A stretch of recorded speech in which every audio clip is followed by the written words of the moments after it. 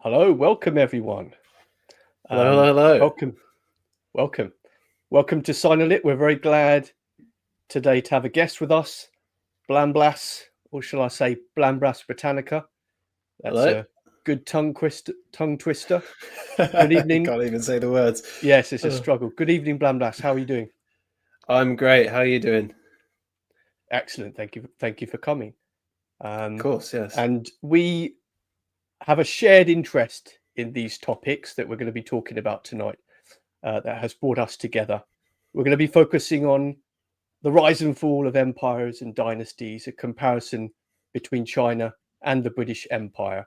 And as a side note to that, Blamblas's Twitter description reads, "I'm over the charade of politics, as you should be too." And that is another thing amongst many things that we both agree on. So I'm very glad to have Blamblas with me. Welcome. Cheers. Pleasure to be here. Excellent.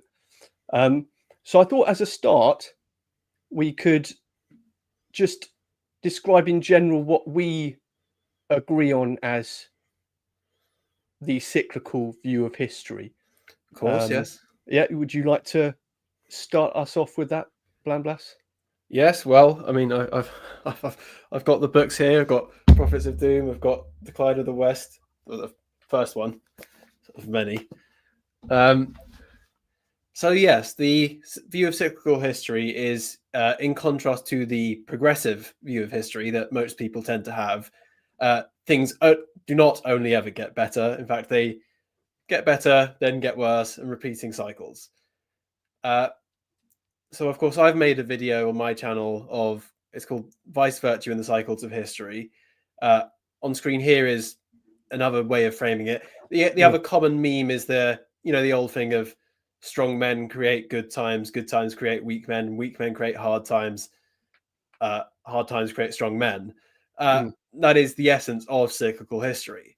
Of course, there is a lot more behind it. It's a far more complex thing than just that. But in essence, a period of struggle.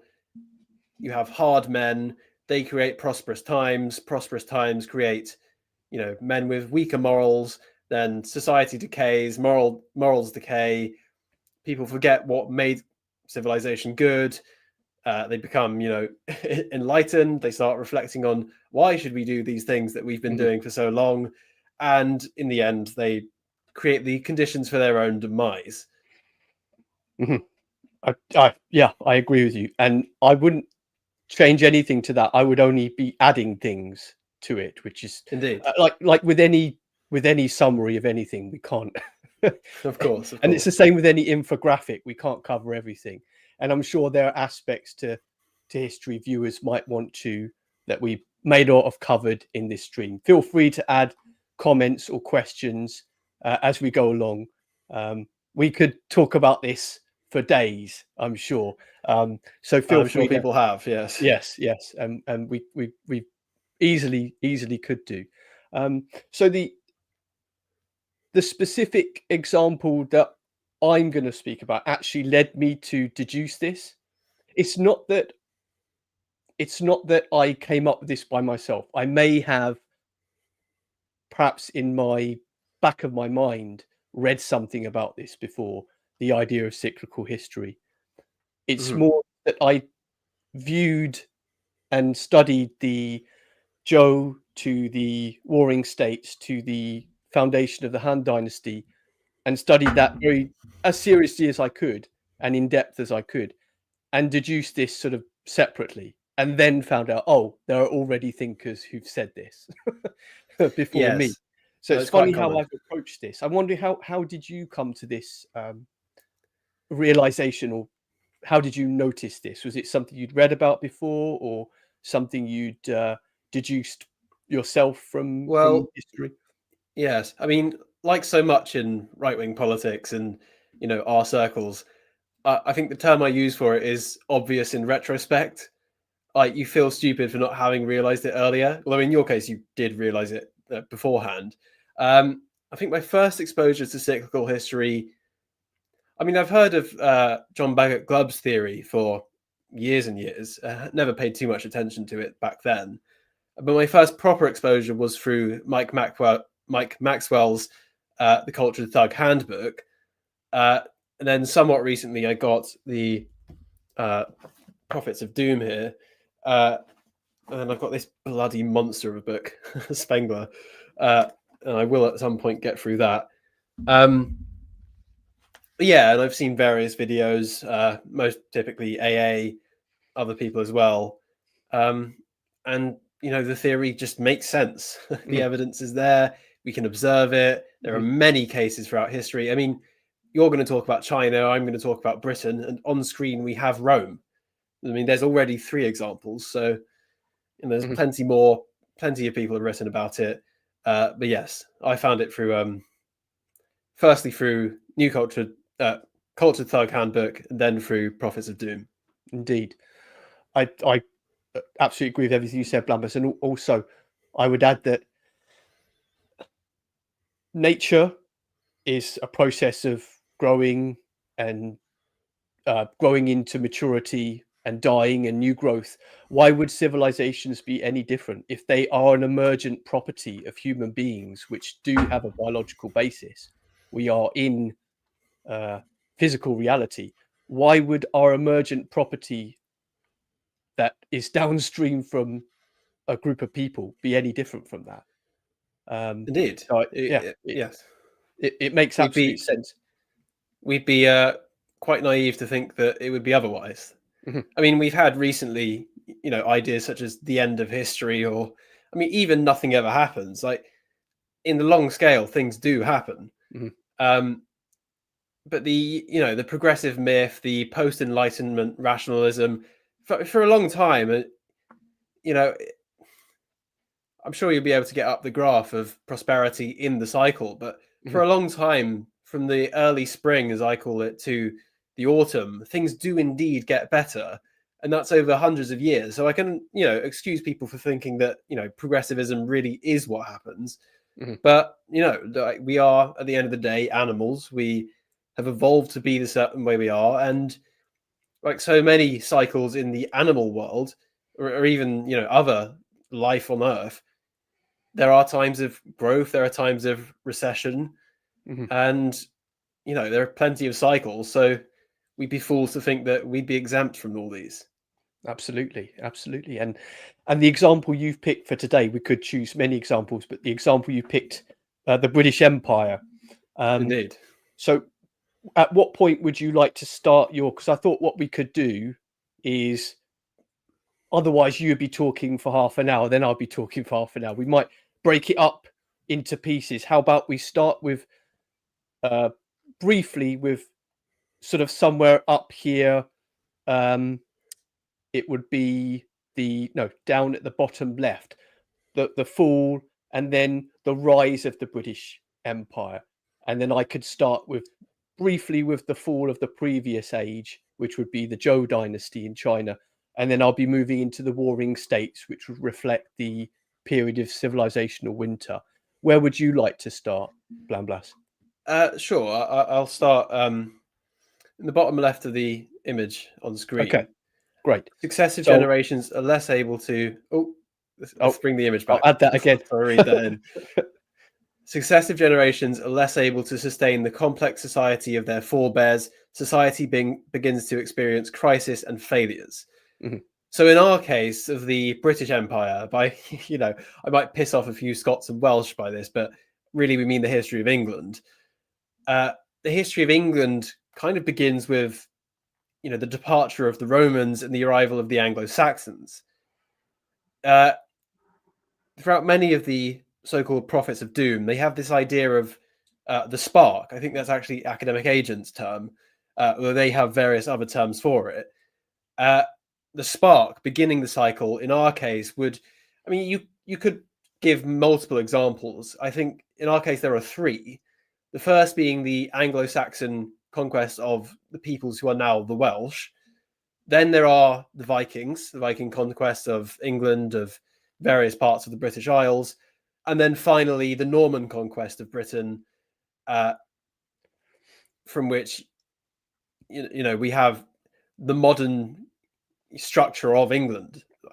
so much is inherited from the Normans. I mean, there's a tendency of people to consider the Normans as in some way foreign, but I think they're quite integral to the character of our nation, at least in its current, cyclical, how we are in this current cycle. So I would say the spark, you could say the Anglo-Saxons, you could say the Vikings, you could say the Normans. I'd personally say the Normans, although they don't quite fit into all the models of, the barbarian tribe that conquers the dying empire. It is approximately like that for us. Mm-hmm. So they start off the spring. And the spring, I'd say, lasts until probably around when England starts seriously getting involved in France, at which point we have the summer. The characteristics of peoples in the summer, if I bring up my own image here.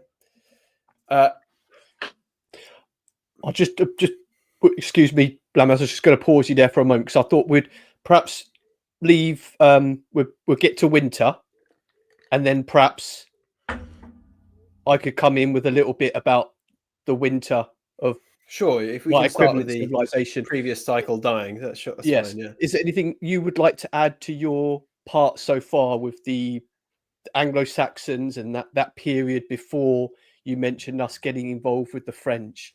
Is there anything you'd like to add to that period? The winter of the previous cycle that creates the conditions for the new spring is, of course, the fall of the Roman Empire and the departure of Rome from England. Mm-hmm. That leaves a power vacuum. The peoples after there are exposed. They don't have protection. They are less capable than the Romans. And then you have the new conquerors coming, who are the Anglo-Saxons, the Vikings, and the Normans. So that's the end of our previous cycle that gives birth to the cycle we're currently in.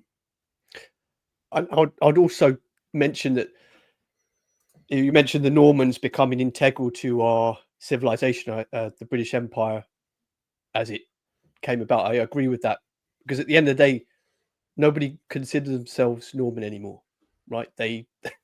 They quote unquote integrated. They were the elite, and they molded English people into the way they did things. And our aristocracy, even today, is largely Norman. Mm-hmm. Of course, the aristocracy aren't the elite these days, but for centuries they were the elite, and culture is downstream of elite policy and elite action. Mm-hmm. Mm-hmm. Yes, there are many things about what you're saying that will be reflected in my equivalent winter that I'm going to start talking about now. Unless there's anything you wanted to add, Louis, to go ahead. Section. Okay, all right. So I'll remove that screen because I need to set the stage a little bit. Let's see, how can I change picture? Okay. I need to set the stage a little bit, because for me, when it came to studying China, I really had to get rid of everything that was already in my head about China. That took a long time. So I think one of the first things we need to consider when we talk about China is the fact that it is, let me get this picture up here. So you should be able to see now a sort of general lay of the land. Here's the lay of the land. Yes. And the top left picture there, that's a population distribution basically at the time I'm talking about. This is from around about 800 BC with the Zhou dynasty. It's a Yellow River civilization. And those later population distributions we're talking about, so top right would be, so people are starting to move south. This would be after the Han dynasty in around about 200 AD. And bottom left, that would be sort of around the Sui dynasty. I think that was around 800 AD, something like that. And the one at the bottom right, that's sort of more like modern day. So we're moving on into the Qing. And even the present day, this is quite similar to how the population distribution would be.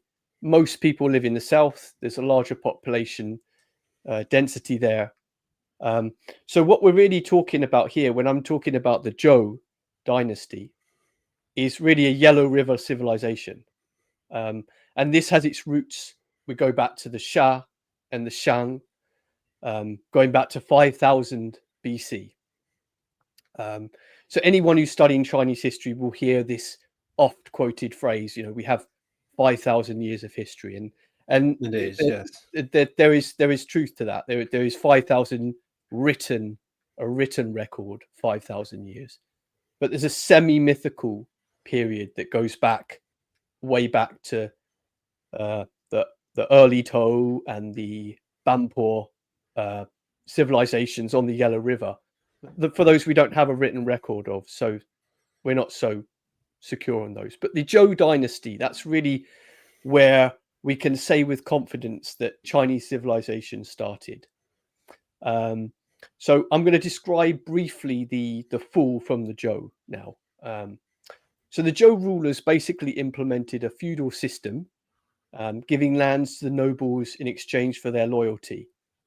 And there's always been this tension throughout Chinese history of centrality versus distributed power. That's always been a theme, with the distributed power being related to periods of fragmentation. And that's pretty much, in short, what happened with the Zhou. We have these regional lords asserting their power over the weakening central authority. But there's another thing to add to this. And that thing I need to add is the Chinese. Well, it's not just Chinese. We have our own equivalents, but they have their own view of cyclical history. That doesn't take away anything from what we've been speaking about, but only adds. It adds an element. Like we were talking about earlier, no infographic can cover everything. And the same would go for. And it's not that we haven't observed this, but it's just that they have their own way of talking about it. And this goes back to the Zhou dynasty itself. It started with people like the Duke of Zhou, Zhou Gong, talking about the mandate of heaven. This is something that we've probably heard about in our circles. The idea that the righteous dynasty that has moral authority should prevail and should be ruling, and whereby the degenerate or the failing moral civilization or leaders cause it to fall. And I'm sure that's something I remember you shared with me, that picture. Would you like to share that with us now, Blambas? You know that one? Yes, if I'm able early, to. is that to hand? Because that was a good one. I don't have that one. I'll make sure I save that after. That's a good one. I'll save it as an image. If you give me 2 seconds, I can manage. That's all right. It's a good one that you shared with me earlier, because that pretty much reflects what we're talking about here. Pretty much the Chinese idea of the mandate of heaven. No worries if you. All right, it's there. You just have to. All right, grand. So there it is. So yes, thank you, Blamblas. Thank you. So basically, the rise, as you've described there, is associated with virtue. The leaders gain the mandate of heaven via their virtue, and they lose their mandate of heaven via their vice. And with the Chinese context, we have typically an end of dynasty ruler, such as, and I'll give you the examples from the Zhou dynasty, King Li of the Zhou dynasty, towards the end of the Western Zhou period. We see a run of very bad leaders, such as King Li of Zhou, and he is recorded as being corrupt and decadent in the records of the Grand Historian written by Sima Qian. This is a Han Dynasty writer. And he raised taxes too high. I'm sure some of us might be familiar with this nowadays. Raising it all sounds very similar. Yes. Isn't it so funny that it just rhymes constantly, doesn't it, history? Oh, it's incredible. It rhymes. It really is. Once you notice, it's impossible to unnotice it. And he raised taxes, he caused misery for the commoners, he banned commoners from like farming on communal forests and lakes and fishing on lakes. So this is one example of a very awful leader. And then very soon after that, we have King Yu of the Zhou dynasty, who reigned for 10 years from 781 to 777 BC, who has the Chinese equivalent of the story of the boy who cried wolf. He's trying to please his concubine called Baosi, because she does not laugh very easily, as the story goes.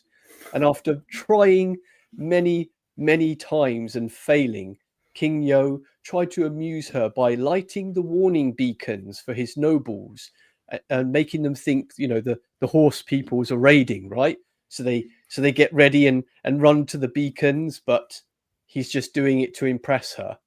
So we have these examples, and I'm sure to many of us sitting here now in our ruling regime that we know of as being awful for many, many reasons, I'm sure some of these stories would ring bells and rhyme in some ways, if not being Yes. exactly the same, if not lighting actual beacon fires, but at least, you know, faking things, right?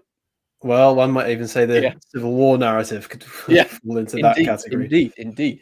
I mean, this is a war narrative, isn't it? He's saying, "Oh, the horse peoples are coming, and oh, they're a threat to us," but they're not. It was just him trying to impress his concubine. So who knows what? So utterly stupid. Yes, indeed. So who knows what, you know, what's really going on up there in our ruling circles? Anyway. I certainly don't hope that our current ruling elites are doing this to impress unimpressed Who women. knows? It's little things sometimes. It's the little I don't know. things with these people. I don't know. Anyway, time will tell, won't it? We'll know one day. We'll know one day. So anyway, I'm getting to the end of the winter stage now, because after this, the Zhou state languished on for years, and I'll change the picture because I've got a good picture to show this. The Zhou state languished on for a long time, but as you can see from this picture, we've got a fragmentation of power. All these dukes are vying for, they'll be taking over other little territories. So, for example, there you see at the top right, the state of Qi took over the state of Liu. That's where Confucius comes from. So Confucius was born in the state of Liu, and during this time period, we see the Zhou there right in the center, and that is the actual only territory in which they hold sway. So you can see how power has really disintegrated, fragmented to a very small nominal territory. And the problem is that no one wants to stick the knife in, right? They still see the Zhou leader as having legitimacy, if not real power. Like, okay, so they acknowledge that this has been a very long-lived dynasty. It's had a golden age. It's given us poetry. It's given us our written records. It's given us our Duke of Zhou. It's given us our idea of the mandate of heaven. So they have this. Right. I mean, even for example, with the end of the Qing dynasty, right, in the early 1900s, if we compare how they were treated compared to how the Bolsheviks treated the Russian ruling family, right? They were not slaughtered, right? The last Manchu rulers, they were put into education camps, yeah, but they lived out their life.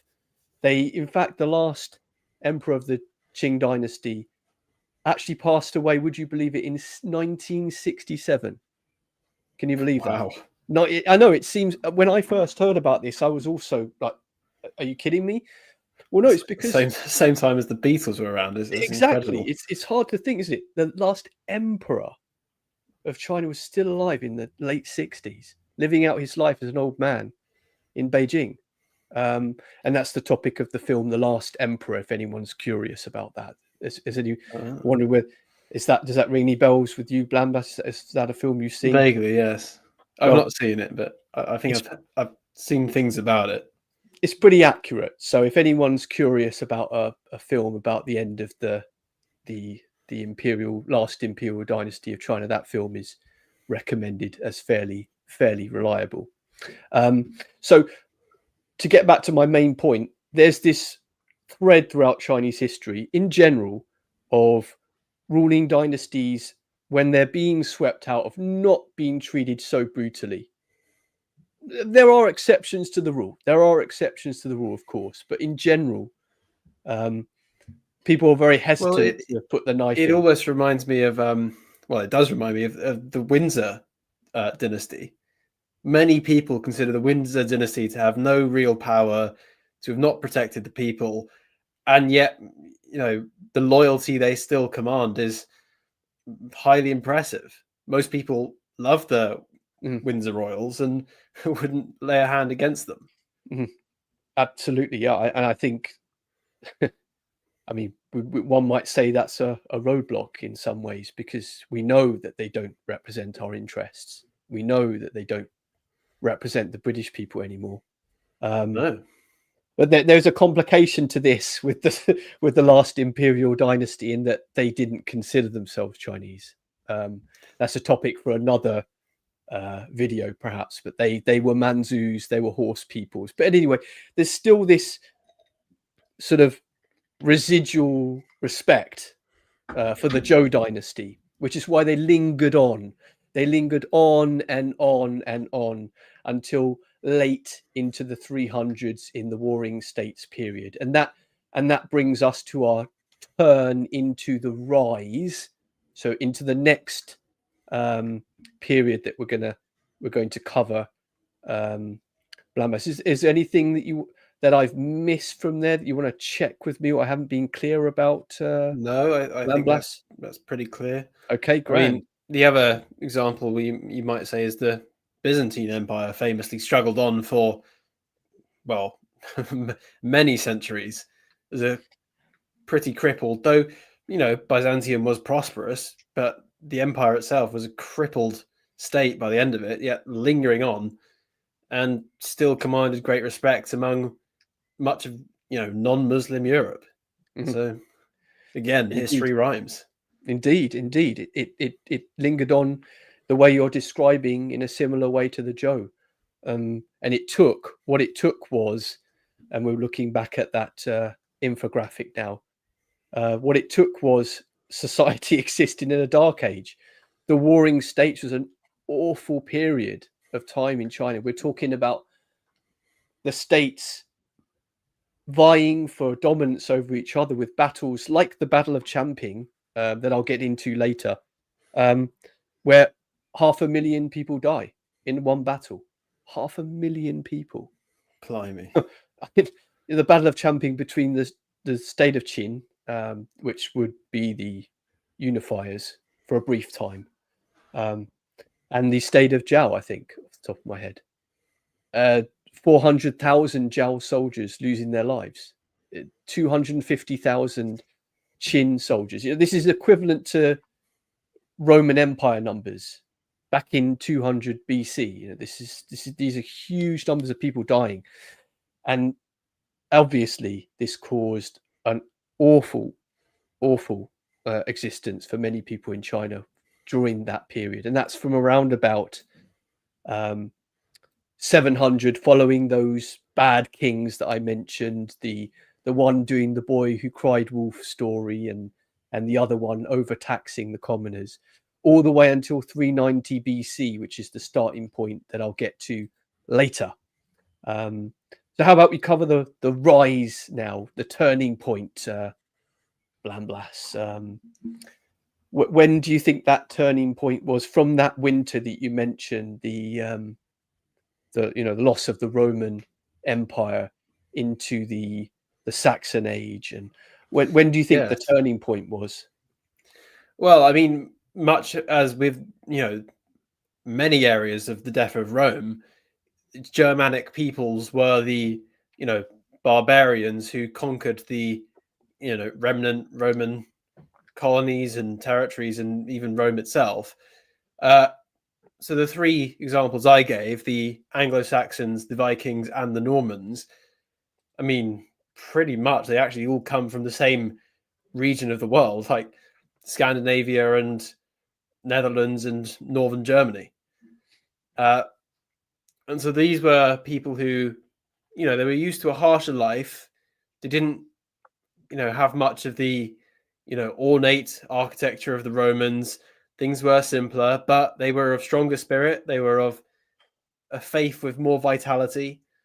And, they conquered England 3 times over, really. First the Anglo-Saxons, then the Vikings, then the Normans. And, the Normans were interesting because they had a large amount of French influence, which, to preempt the next stage, is what gave rise to the English civilizational summer. But the previous to the Anglo-Saxons and the Vikings, though they had elements of civilization and were, by the end of it, Christian and all of this, they had much of a more savage, brutal vitality to them, which isn't to denigrate them and put them down. I think actually it's a healthier way of living. My favorite part of the cycle is the spring. It is the rise. And yes, they saw the weakened, abandoned Roman province of Britannia and moved in. It had plenty of good fertile land, plenty of resources like wool, and of course in Cornwall with the tin, that was quite a important trade hub. Although I believe Cornwall stayed Celtic for quite a while, so maybe that would be excluded. But yes, the spark, as AA puts it, Nima Parvini, came from Germanic peoples 3 times over, and that created the fabric of who the English people are today. Agreed, and also a part of that is that at least one turning point in that cycle is we have to go back to King Alfred. Of course, there's no England without King Alfred, and one of the things that they defined themselves in opposition to were the Vikings, for a variety of reasons, both in terms of their faith, but also their ethnicity as well.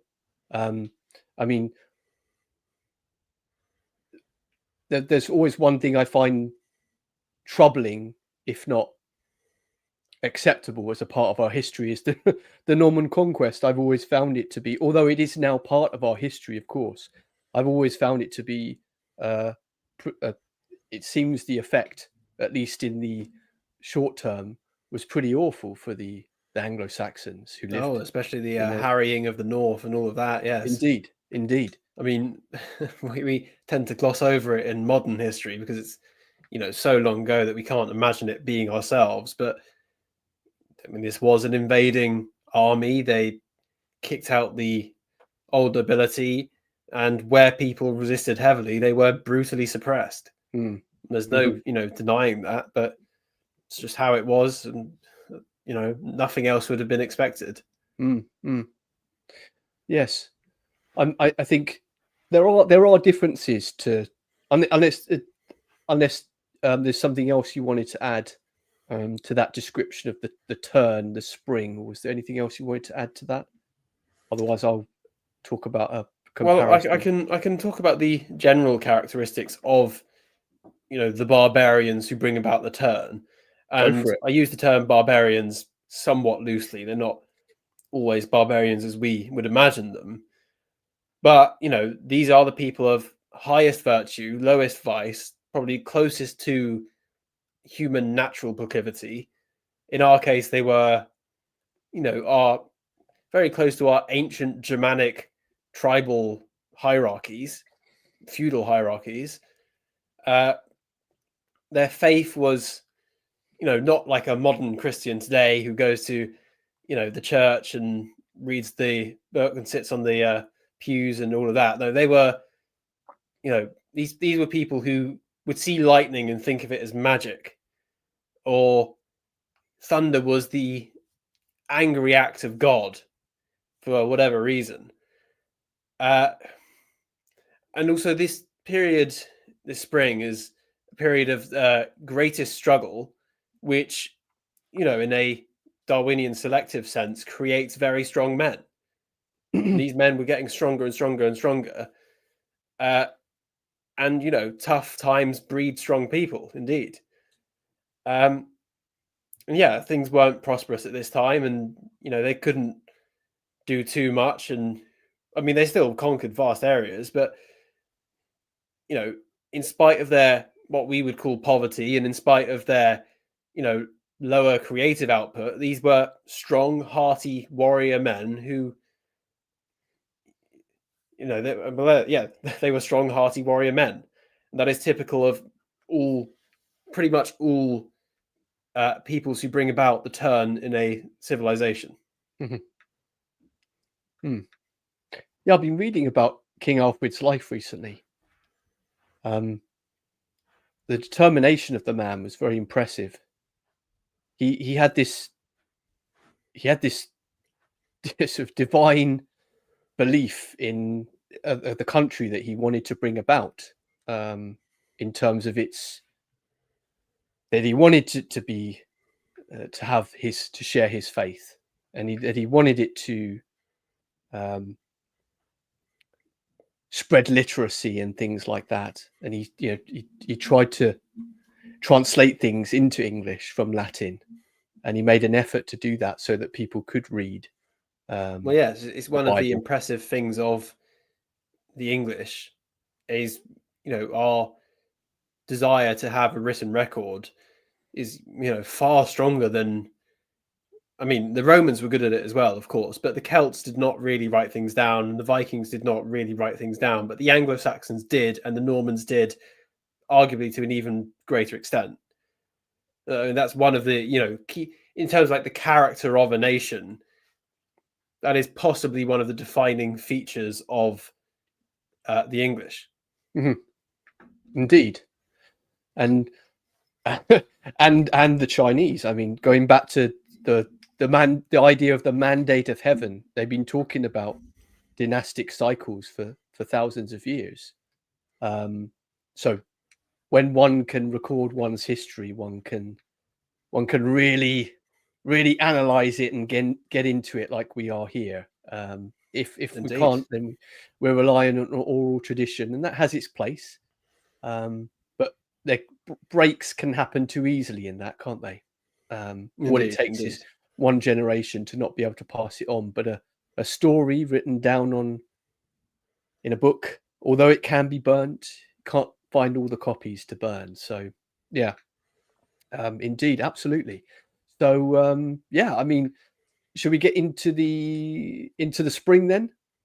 Yes. Yeah. Okay. All right. I'll start with the turning of. So it'd be up there now. We're getting into the top row here. Intelligence and pro-social traits. So I just left everyone off at the end of the beginning of the Warring States period. And what we get is, as I mentioned before, awfully huge battles. And let me get a different picture up. Now that will show what I'm trying to say. There we go.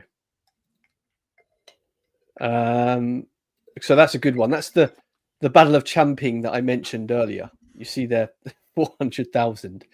We're talking about huge numbers here. And then one of the warring states gives rise to a man called Shang Yang,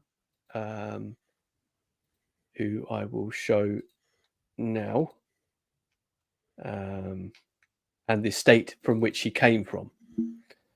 So here is the state of Wei in the middle, and that little grey patch there, that's the state of Zhou. That has, you can see it's really fallen over time.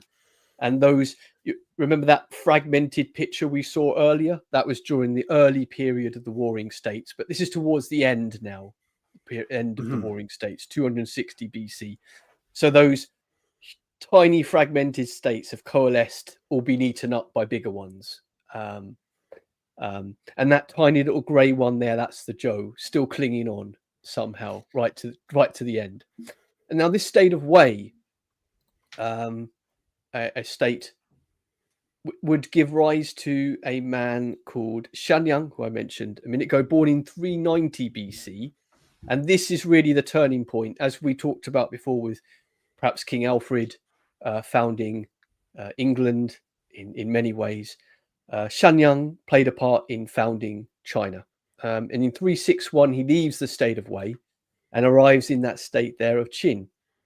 He was known for being a legalist. Now, a legalist is someone who believes that the law should be very clear and firm and have rewards and punishments made very clear. And I'm talking about very harsh punishments for even very minor crimes. One might talk about the broken windows policing, tiny little crimes need to be stamped down in order for there to be no crimes. And we can see by and large that this tends to work. No matter what progressive ideologues will tell you, and will say, "Oh no, we should go soft." No, going hard on crime does tend to discourage crime from happening. So he found in the state of Qin, on the left there of your picture, a patron, the Duke Shao, in around about 361 BC. Raised him up to be his chief advisor. And then the reforms were applied in 356 BC onwards. And in the book that I'm going to show now, its ideas are articulated for the first time. Let me show you that book. It's called The Book of Shang. And in it, you can see all those descriptions that I've given there, all the detail by which they would punish people for certain crimes, or by which they would also give very, very generous rewards. Now, this created a highly motivated populace. And the proof is in the pudding. Because the Qin dynasty was the one that unified all those states there after 400 years of war. Some people might say, well, no, it's not because of that, or it's because of their geography or whatever. Yeah, but in many cases throughout Chinese history, it's been the northeast conquering the south. This is an exception to the rule. Northwest, a state, well, actually far out to the west. That picture that we just saw there, that's Indeed, yes. way out in the west, way out in the Loess Plateau, Gansu. I haven't got a picture of modern day China, I don't think, on my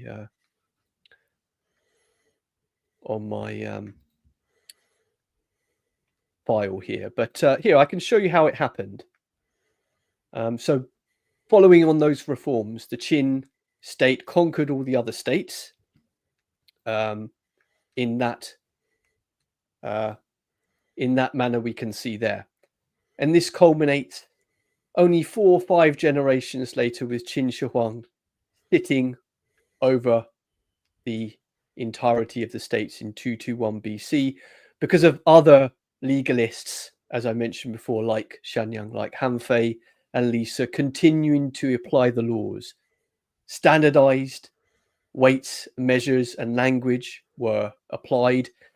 And this is one thing that differs China from Roman Empire, of course, because the Roman Empire, despite having dominance for such a long time and influencing the Latin languages, but it didn't, for example, standardize the language throughout the whole empire. No. Although very definite influence, but it did not standardize the language. This is crucial for Chinese because a character can be understood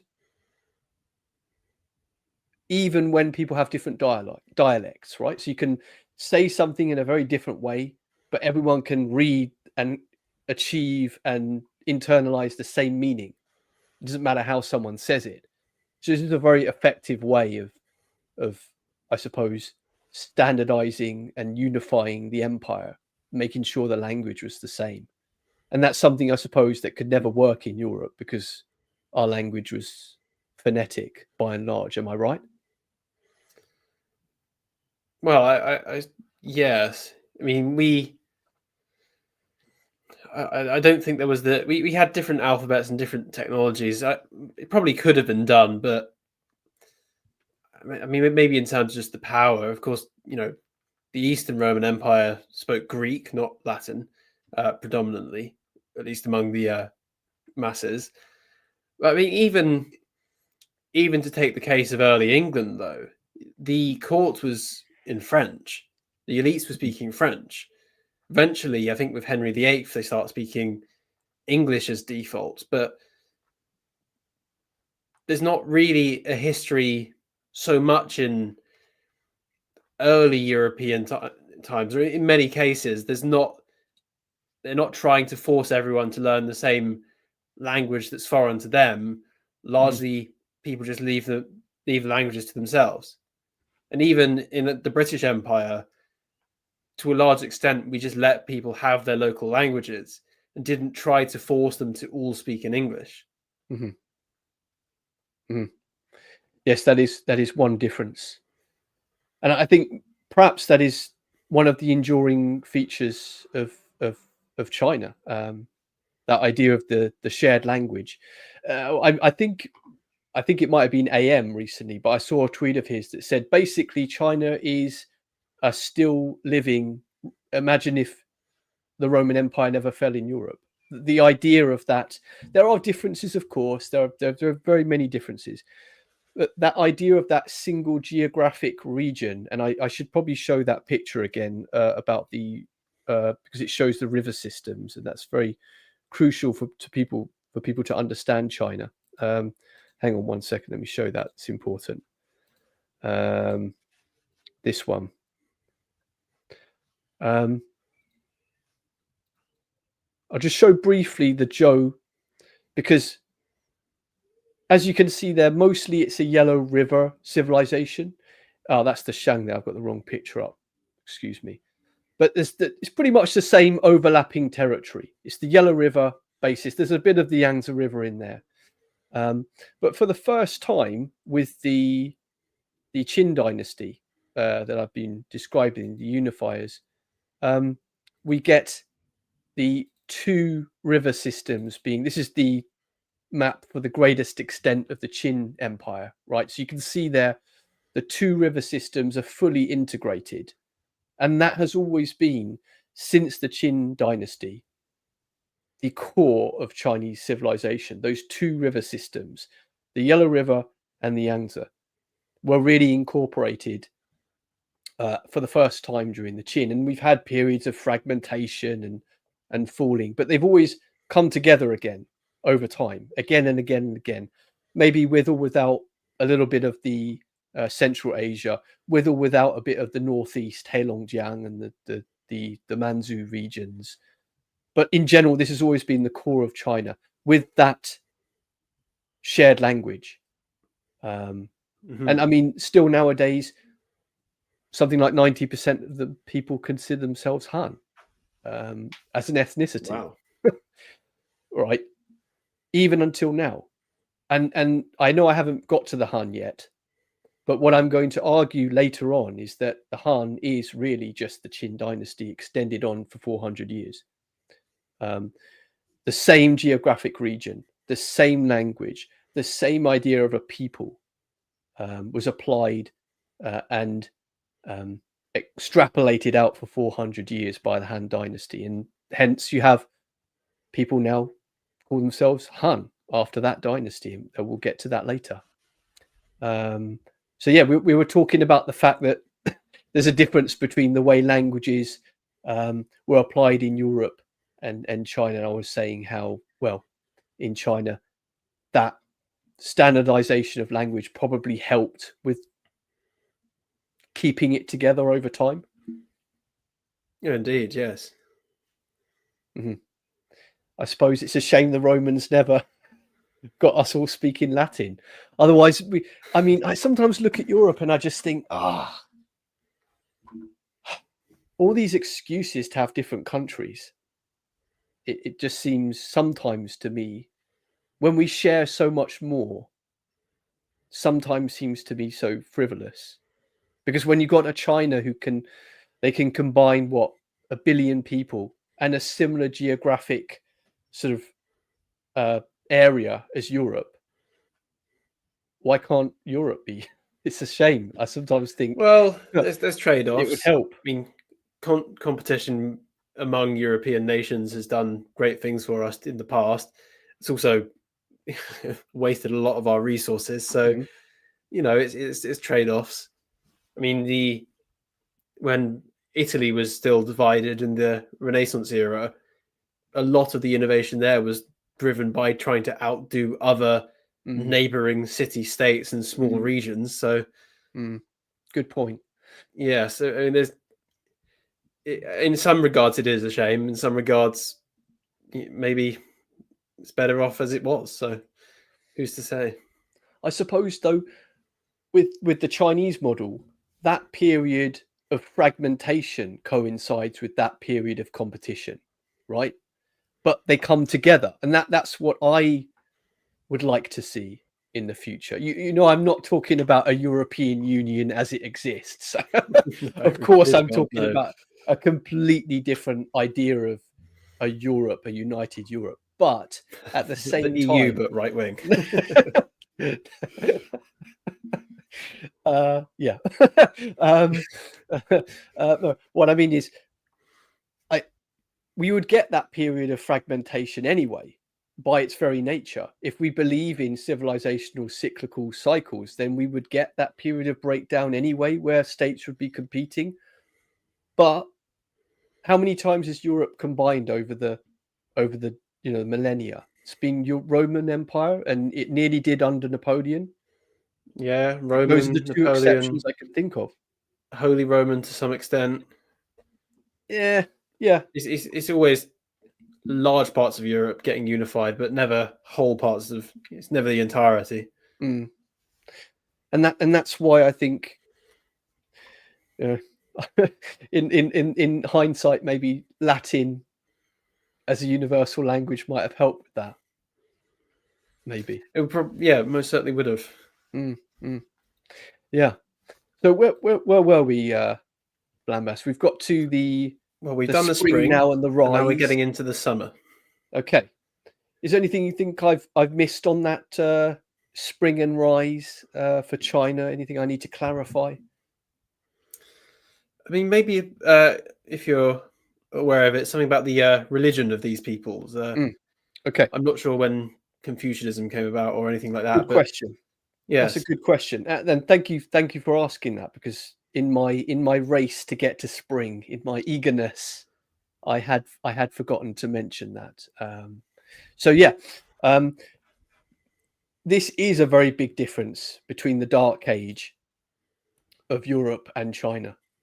During that Warring States period, all of those major philosophies come about: Confucianism, legalism, Taoism. Let me think what else. Even sort of sideline philosophers like Mozi and people like that. All these first articulations of these ideologies and belief systems come about during that age. So it's almost like if we get that period of between the Roman fall and then the establishment of the idea of England under King Alfred, perhaps. And I know there's a development there, but we can put a pin on that time and say that's when England started.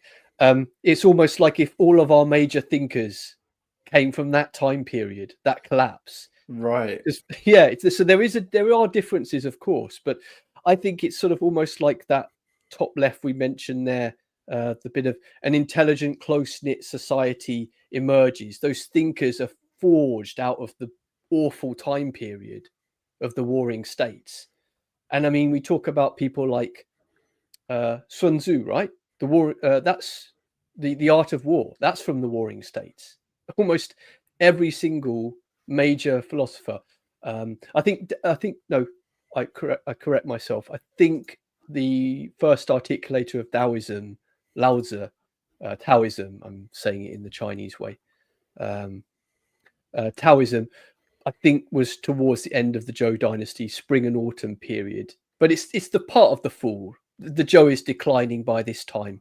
Let me get a Right. picture up to show some of these thinkers. So we've got the Dao De Jing there. That should be coming up now. No.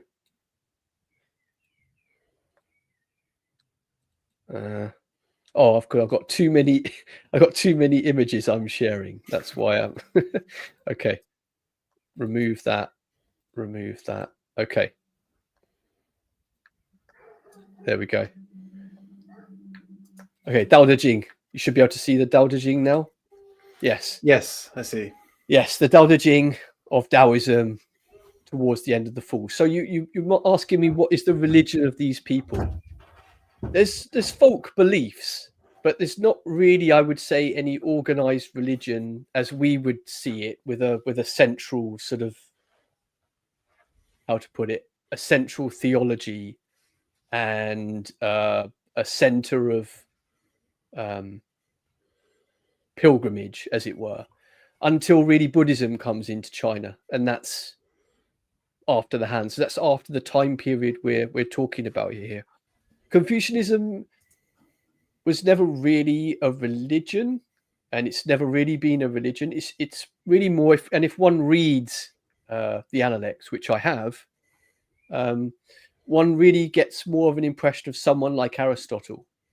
They're Right. talking about how to be a good person, how to act in a good way, and what kind of behaviors bring about a good life, a moral life, a decent life. He gets as far to a sort of monotheism without knowing, articulating who that God is. So Confucius, for example, spends a lot of time talking about the will of heaven, the mandate of heaven, but he doesn't have a fully developed theology as we would see it. What exactly is God? What is the metaphysics of God? Most of the Analects, the collected sayings of Confucius, are really more about just how do good people act, how to be moral, as I mentioned before. So Right. even the leaders of the Qin dynasty, they had their own sort of folk beliefs in themselves as a representative of a certain force. I believe they believed in cosmic resonance theory. That's right. Now, cosmic resonance theory is the theory that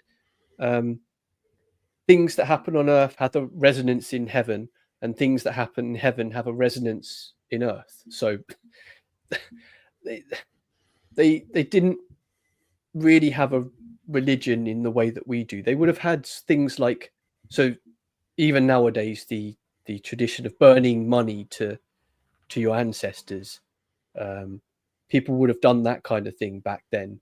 People would have had, if you were an elite person, you would have had your own personal shrine to your ancestors, right? And that's still something that exists now in China. So, and there's no name for that other than sort of just Chinese. Well, the Chinese sort of love for one's own ancestors, I suppose. There was no fully articulated ideology around it. The very early Indo-European religion was much the same. You had the house gods, and these were, believed to be, some spirits that were like sort of in a way still with us. And, you had the house shrine, and really it was ancestor worship.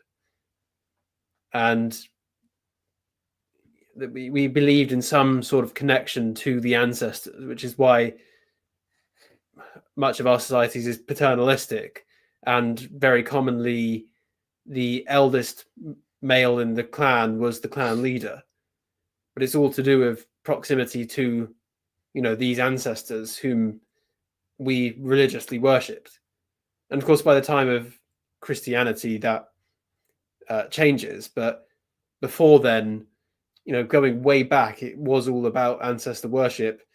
And it sounds like it's similar to the Chinese system you're just talking about now. Mm-hmm.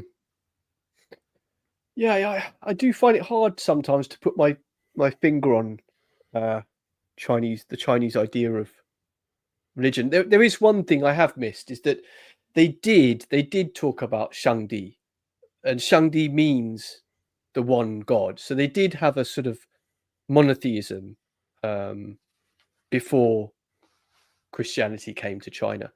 And many thinkers do sort of say, well, Confucius got as far to Christianity without Christ as Aristotle did. I mean, thinkers like Thomas Aquinas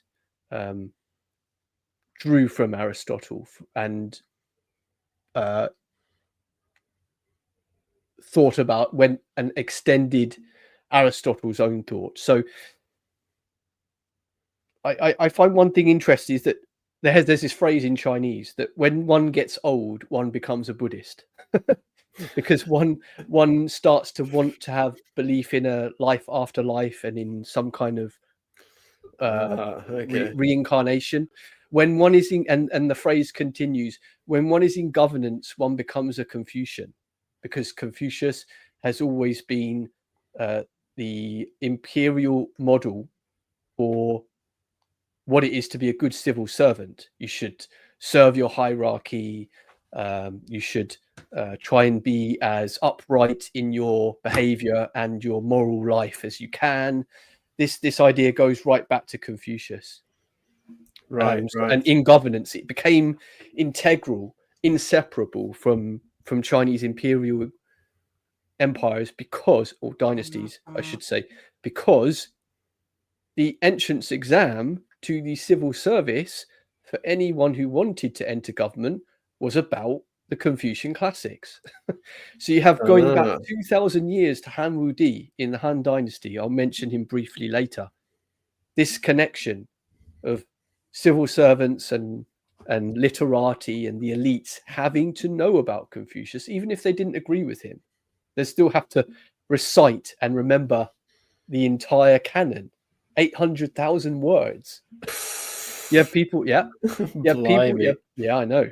You have people towards the end of the imperial history of China taking these imperial entrance exams with a success rate of 0.1% to get into governance. And that led into the Taiping Rebellion.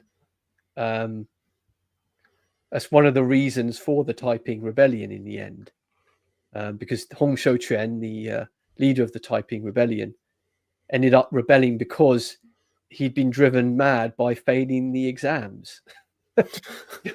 So it was a very, very demanding system. And like I said, when someone's in governance, they become a Confucian. So, yeah. Interesting. Should we get into your summer then, Blamblas? Yes, the summer of England. Mm-hmm. So I'd say the summer of England.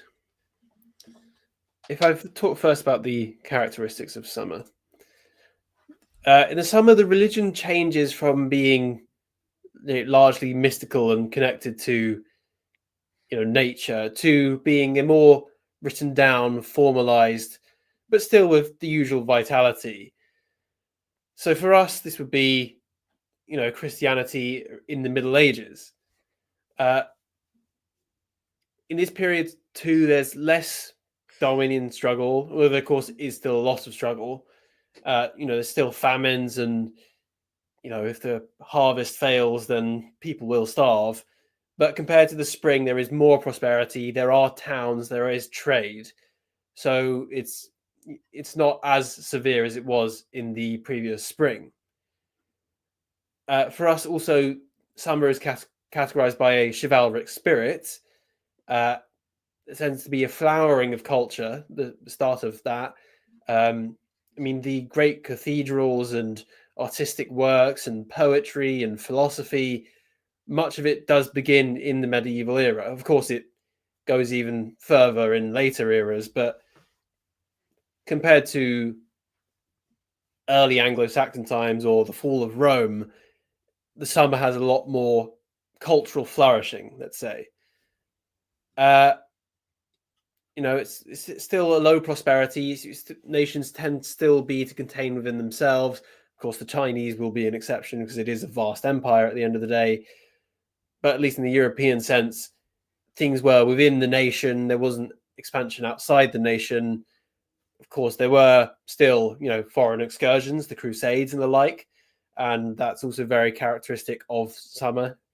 England played a big role in the Crusades, of course. In fact, often feel like an unappreciated role, but a large role. And a large part of it, of course, is our involvement in France. When William the Conqueror took over the throne of England, there was some strange legal system that existed. It was common at the time in Europe, but his Duchy of Normandy was still under the French kingdom, but he was the King of England. So it was a weird loophole there. He was paying tribute to France. But at some point, England inherits larger areas of France. And we, of course, get into the 100 Years' War, where the English king claims to be King of France. And it's this entanglement with France, with the continent, with these wars that's very typical of the English summer. Now, I'd say the summer probably continues to, I'll say about 1600, possibly slightly earlier. Henry VIII plays a large role in changing the summer to the autumn, but he was still within the summer. He was a child of summer. So yes, all throughout the medieval era, large part of the Tudor era, this is the English summer, this is chivalry, this is Canterbury Tales, it's all this sort of stuff. That is the summer of England. Yes, all the lovely old medieval things, the knights, the shields, and all these designs. I think most people would agree that summer was a good time. And of course, we have conflicts, we have Wars of the Roses and all of this stuff like that. But to a large extent, we were contained within our own nation and within France, which we considered part of the same, feudal domain. That we had claims to both. So, yes, that pretty much sums it up for the summer. Yeah, I'd agree with Henry VIII being a turning point. I know we could talk about many turning points, and I think that separation in a sense from Europe was disastrous in many ways, and we see after that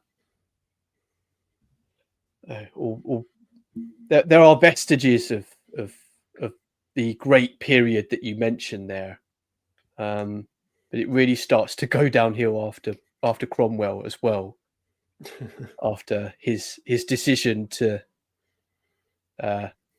open the doors, as it were. Yes, those who know. Yes. I mean, we could talk about this for hours, but there are things that we can put our pin in those two decisions, can't we? The first decision to be ruled by one's own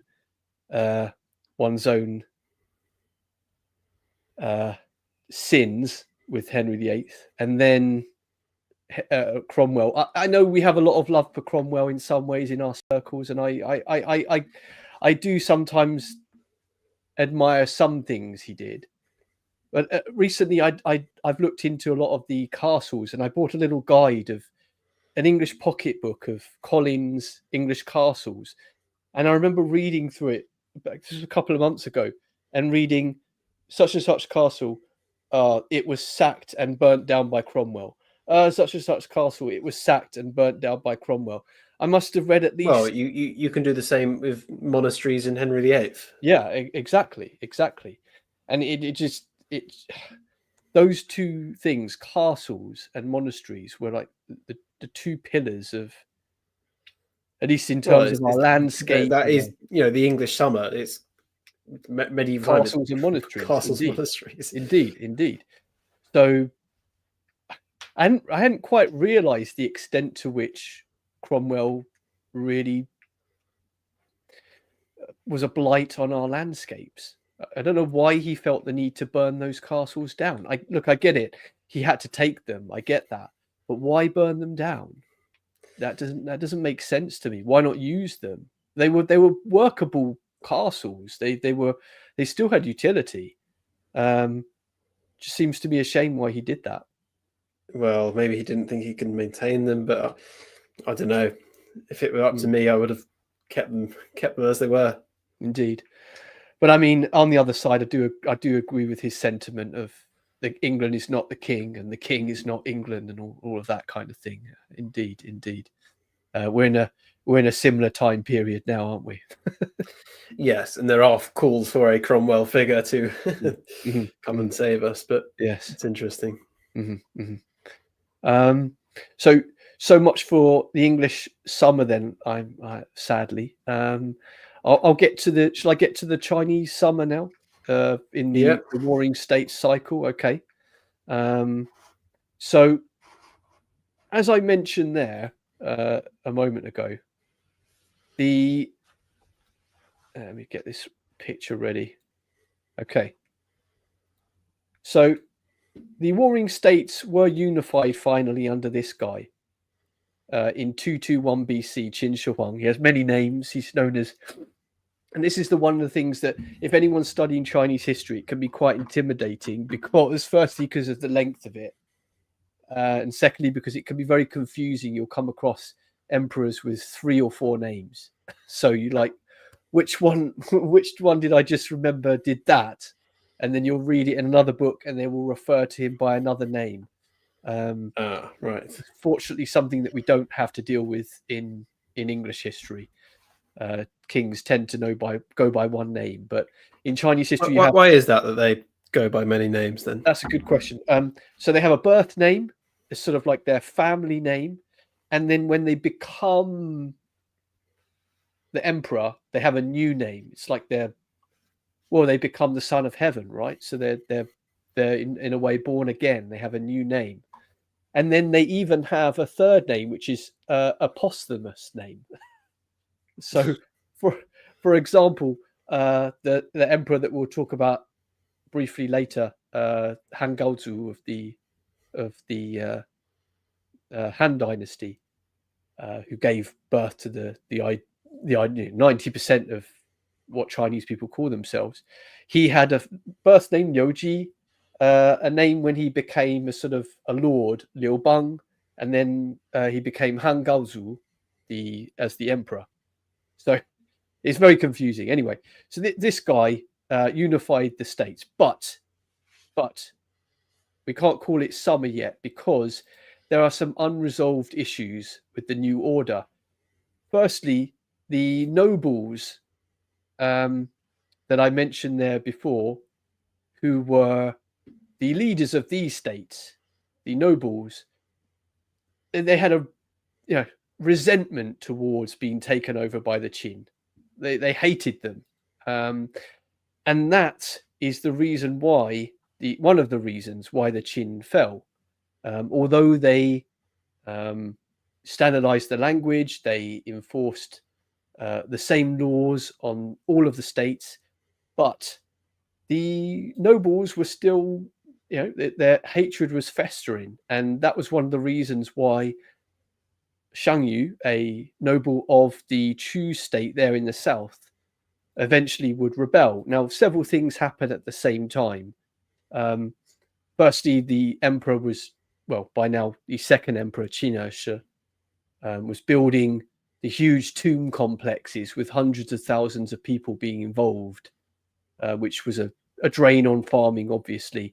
So basically, the Qin state has conquered everything, but all of its energies that I described before. Do you remember I mentioned the rewards and punishments? The rewards were to get heads, right, of enemy soldiers. You get rewarded specifically for the amount of heads you get, and the punishments being very strong. Even the Prince Qian of the Qin dynasty had his nose cut off for not following the law. So it went right up to the top. Everyone could be punished by the law. Anyway, the reason why I say this is because that energy of sort of conquering, they wanted to go out and conquer states and unify, was turned in on itself, right? You got nowhere left to conquer. So they started just building all these things, building all these complex tomb mounds that we know about, the terracotta warriors, right? Hundreds of thousands of people were involved in building that. And all of the labor was conscripted from the region. So they'd have to, say, for example, you're living in that bottom right dot there, Wu, in the Chu state, in the green one. You'd have to travel all the way from that there WU, Wu. You'd have to travel all the way there to the capital, which was near the center there, Luoyang. The grey, it was called Shenyang, but this map doesn't show it. Oh yeah, it's there. You see the capital Shenyang on the Wei River, on the in the Qin state there, on the far left, on the Wei River. Yes. So imagine having to travel that distance. You can see in the key there, 500 miles, right? So that's about from Wu to Shenyang. Let's say that's probably about 1,000 miles, right? So you'd have laborers having to be conscripted and taken all away. You'd have a quota in a region. You say you'd have to get 100 laborers to go and work on the imperial tomb up in Shenyang, traveling for 1,000 miles. And this very reason was a reason for the second rebellion under Liu Bang, who would eventually become Han Gaozu, who I will show to you now. This guy. I mentioned the first rebellion earlier under Xiang Yu, but this was the man who would eventually take all the marbles, because Xiang Yu basically filled the role of clear them out. Right, he hated them so much. He hated the Qin dynasty so much. His grandfather Shang Yang died in the resistance against the Qin, so he had this personal grudge. You know, he hated them. He wanted them to be got rid of. He had no positive vision for the future. But Liu Bang, this guy, did. He was fighting for his friends' lives. Like I mentioned, that he was a conscript laborer who had to be sent to that capital. But they were delayed on their march to the capital. And delay also involved a punishment. So you'd be punished if you'd be delayed to arrive at the capital. Liu Bang has a choice between being punished, arriving late, and rebelling. He chose rebellion. Right. I think I would as well. And in the end, his battle is to defend himself from his friends who are with him on Mount Mangdang. But he joins up with Xiang Yu, who was the rebellious noble that I mentioned earlier, and is under his umbrella for a while, his powerful noble family. And eventually in the Chu-Han contention, which happened after the clearing out of the Qin dynasty, I should also mention that the Qin dynasty by this stage were under very poor leadership. We have stories like to call a stag a horse, Julu Weimar, the story of a very powerful eunuch. And I'm sure listeners this might ring bells with people. In China, often the end of a dynasty is associated with very powerful eunuchs rising to power. These very powerful court eunuchs who would know all about, the Empress Dowager, and they would manipulate goings on in the palace, right? They would wield great power by being sort of like middlemen, like between people and manipulating events. And these would be eunuchs who'd lived in the palace their whole life because they could live with the harem, right? There's no danger of them getting in the way of the emperor and his harem for obvious reasons. Anyway, this eunuch Zhao Gao wheels in a stag to court. because he's very powerful. He's the puppet master of the second emperor, Qin Er Shi, who he installed because he got in the way. Like I was just saying, eunuchs can hold power over the court by knowing all the goings on. Anyway, he wields this stag into court and makes everyone call it a horse as a show of his power. Right? They have to say it's a horse, and if they didn't agree, of course, he's going to kill them. Right? And I'm sure listeners will be aware of the equivalents of our time, right? Calling a stag a horse, calling a man a woman, and so on.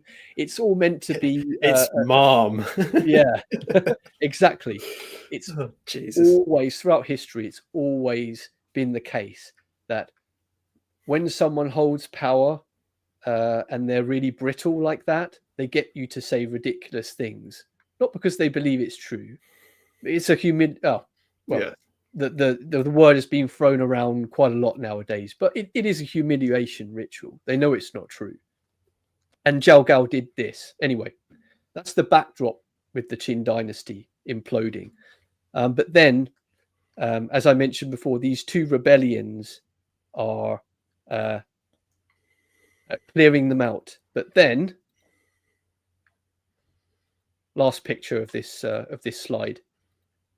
The Chu Han contention is the final jigsaw to bring in a new order, right? Because Shang Yu just wants his old state back. Remember that picture there we saw before of the Chu state in the south? He's restored it. He's got his state back. That's all he wanted. And he retreats to the west, his capital of Pancheng. Western Chu. I don't know why it's called Western Chu because it's very far east, isn't it? But anyway, he calls it Western Chu, and sends off all his vassals to their respective dukedoms. He doesn't want the whole chess set. He just wants his little piece of Western Chu back. He wants his old England back, right? He just wants to bring the past back. But Liu Bang, on the other hand, he's fighting for the whole chess set, and he pursues Shang Yu, takes him down at the Battle of Gaisha, and that is finally order restored. Then we have 400 years of the Han Dynasty under Liu Bang, who I mentioned before, because for the very reason that I've mentioned earlier, it couldn't have happened under the Qin. There's too much resentment among the nobles of the former kingdoms. These are proud people. There's almost like one might say, a ghost of resentment, that sort of underlying visceral hatred of the regime. But what could they hold against Liu Bang? He's the man who took down that hated regime, right? What do they have against him? And his order prevails from that time onwards because the nobles don't hold a festering hatred against him. And his dynasty would go on 400 years, an equivalent to the Roman Empire. Very, very similar in their time scales here. This picture is helpful. This one. I'm showing too many pictures again. Last picture. I said the last one was the last one, didn't I? There you go. This really is the last one. Okay. There you go. You see that comparison between the Roman Empire and the Chinese Han Dynasty? It really did very similar things to each other, apart from the language, which is the exception to the rule. The Han Dynasty also defining themselves in opposition to nomads, the horse peoples, and for some time periods controlling Central Asia as a means to stopping those horse peoples. And all those walls that we know about, the Great Wall and so on, it's not really one great wall, it's a series of walls. But they worked. They worked for 400 years, by and large, with exceptions, but they worked.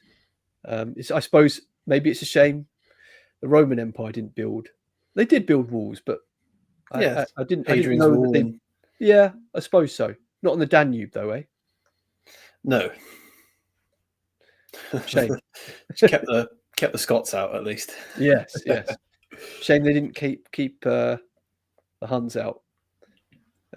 Anyway, yeah. So there we go. That's the new order now. That would survive for 400 years.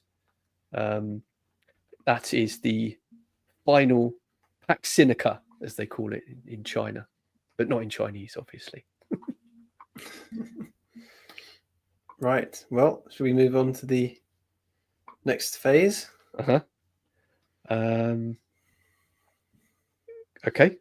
So that would be the civilizational autumn. And of course, this for Britain is essentially when Britain comes into her own. Typically of the autumn of civilization, the country is prosperous enough. There aren't still probably lots of people working on the farmland, but there's enough prosperity to go around that people can think of and do other things. So what tends to happen here, what really drives the autumn, there's two fronts to it. On one front, you have expansion. This is colonization. This is, trade further and further afield, constantly looking for new markets. This is the rise of capital, of course. And for Britain, colonization begins, I believe, in 1607, although there was an earlier colony that failed, Roanoke. But Jamestown, I believe, is 1607. And from there, we expand into North America, into India, parts of Africa, and, I think generally understood the geographic growth of the British Empire. The other side of the civilizational autumn is what I believe it's Jim Battista Vico. It may not have been. It's the barbarism of reflection, which is what most people understand as the Enlightenment. Now, compared to the rather savage and barbarian view of the start, which is might makes right.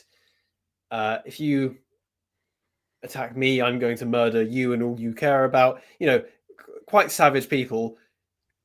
But there's a certain vitality to that in the spring.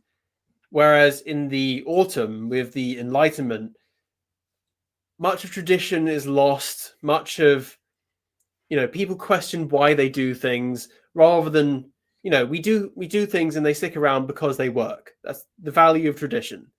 If an idea doesn't work, it no longer continues to be a tradition. With some exceptions, of course, but they are generally superfluous.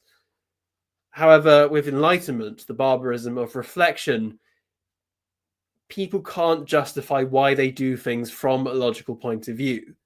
And that's partly a knowledge problem because we don't have all the understanding of how the world works, but also it's a problem of approach.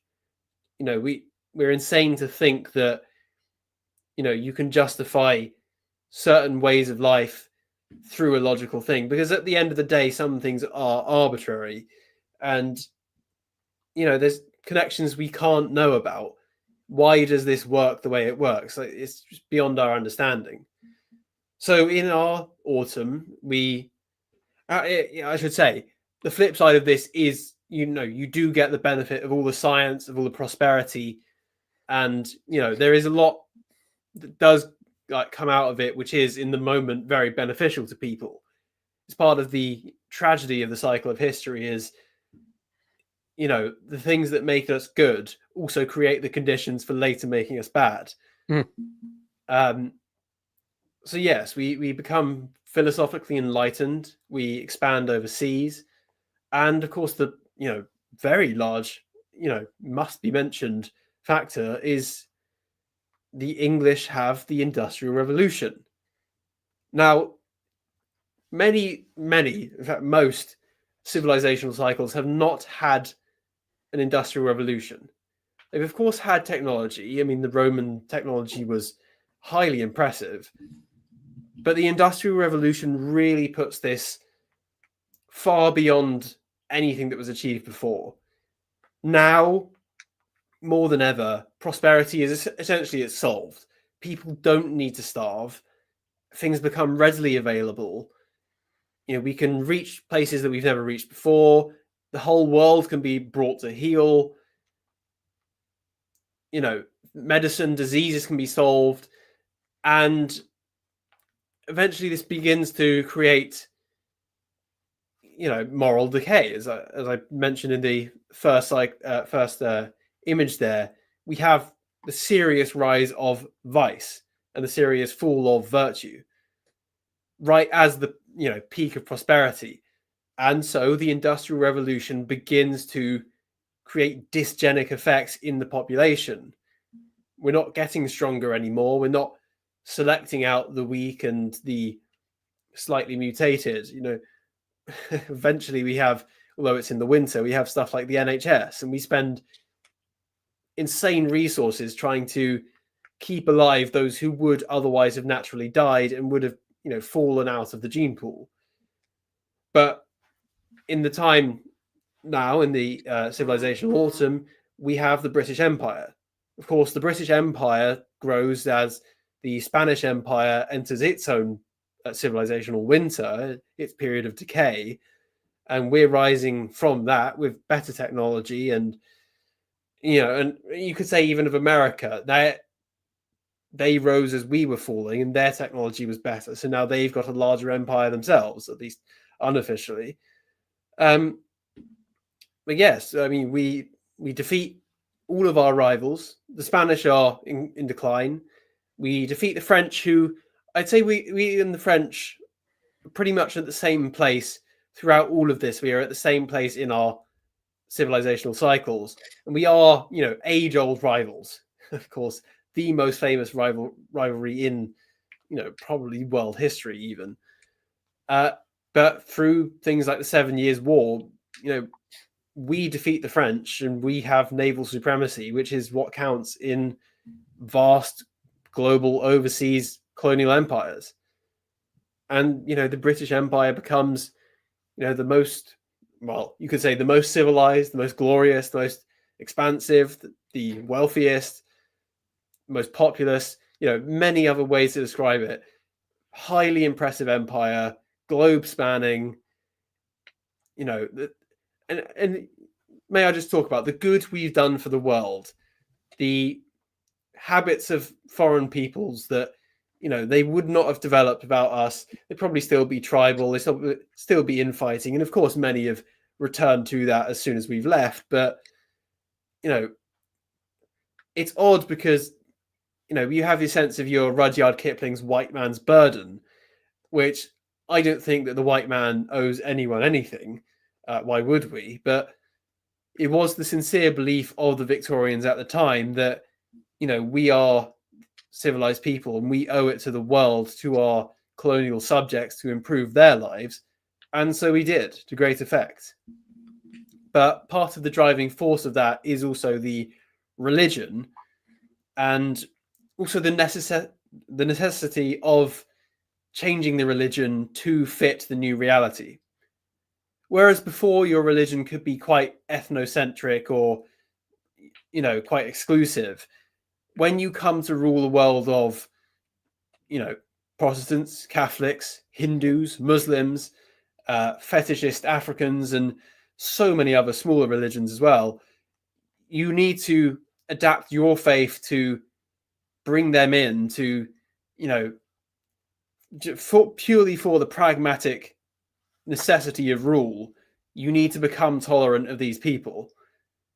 And that's where we start getting into the white man's burden. That's where we start getting into the later multiculturalism. But it all begins in this civilizational autumn with the Enlightenment. We stop thinking of people as, ethnic kin or anything like that, rather as individuals. In fact, individualism, the rise of that in the autumn has been, a huge problem, absolute disaster. But yes, I mean, whilst we still have a lot of the virtue of old, a lot of the vitality of old, we do build this vast empire, but the vast empire creates eventually the conditions for its own decline, which I'm sure I'll talk about later. So yes, that's that. Yeah, that's a good summary, blah, blah. So, yeah, I mean, it's. I remember reading a book. I actually don't remember which book it was. I think it might have been. It might have been this one actually. It's called. I can't reach it now, but it's called the Spirit of Britain, about sort of the things that we built over the years and that great art that we've made. And I remember once, I don't know whether it was a statistic or an anecdote, but he talked about how even in the early 1800s, church going was falling, even in the early 1800s. So I absolutely agree with you that we haven't been Christian for a very long time. We've been Christian, but it's not the Christianity of old. It's a changed Christianity. And you see, even today, the Christianity of the modern Church of England is not the Christianity of the Victorian Church of England. Indeed. And yeah, absolutely. And even in terms of people who just even go or profess to be Christian, that's the minority now. So I absolutely agree. It is the minority. Yes. So I agree that we haven't been. It just surprised me when reading that book that, and also I think other things can bear this out as well in terms of church building and also in terms of just things like simple things like even in the 50s and 40s we'd be sending out loads of missionaries when one would think if charity begins at home, one would want to, even in the 40s and 50s with the lack of faith that people were starting to have then, we were sending out missionaries to Africa then when we should have been, doing that here and keeping that vital energy here that was spent in other places, even when we were becoming atheist ourselves. It makes no sense to me. No, it's the absurdity of the white man's burden. And I mean, if anyone hasn't read the poem by Rudyard Kipling, I would recommend they do. But it's the idea that we should, build up the third world literally at our own expense, like for the reason given that it just is moral, which to me is absurd because my morality is, it's based on genetic proximity or blood proximity or whatever. But I mean, that is Britain in decline, is at our own expense, trying to develop third world peoples who cannot be helped in many cases. Civilization is incommunicable. There are some things we can do, of course, but we're not going to make much lasting change. You can't change the character of a people by throwing money at them. It's just not how that works. Yes. Yeah. So when would you place the end of summer at then? This is the autumn. The end of summer, the end of autumn and into winter then, because I've heard you mention before 1911 as being a turning point for you. I wonder whether you could explain that a little bit. What makes you think that is a yes? Okay, so throughout the spring, summer, and autumn, England has been a monarchy / aristocracy. Originally, the king had most of the power. Later on, the aristocrats had more power than the king, which is how you can get something like Cromwell coming along. Of course, that was to a large extent backed up by the aristocrats rather than purely the merchant class. But throughout the growth of prosperity, you have this growing merchant class. You could even call them the capitalist class, whose power comes not from the land, but from money, from property they own, industry, factories, and so on. And their rise and the rise of, the rise and fall of each faction, the king, the aristocrats, and even the theologians, the church, and the merchants can be tracked through British constitutional history.